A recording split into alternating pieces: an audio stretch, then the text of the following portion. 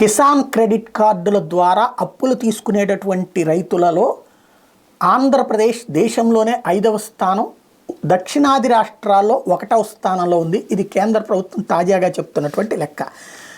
దేశంలో హయ్యెస్ట్ 1,28,115 కోట్ల రూపాయల రుణాలు తీసుకుంది కిసాన్ క్రెడిట్ కార్డు ద్వారా ఉత్తరప్రదేశ్. 2వ స్థానం మధ్యప్రదేశ్ 78,092 కోట్లు, 2 బీజేపీ పాలిత రాష్ట్రాలు. మహారాష్ట్ర, అది కూడా బీజేపీ పాలిత రాష్ట్రం, 70,329 కోట్లు. ఆ తర్వాత గుజరాత్, అది కూడా బీజేపీ పాలిత రాష్ట్రం, 62,373 కోట్లు. అంటే బీజేపీ పాలిత రాష్ట్రాలు కిసాన్ క్రెడిట్ కార్డులు రైతులకు భారీగా ఇప్పించి వాళ్ళు దాని ద్వారా లోన్ తీసుకునేలా చేసి ఇబ్బంది పడకుండా చేస్తున్నారు. అది 3% ఎంత వడ్డీ ఉంటుంది అనుకుంటా దానికి.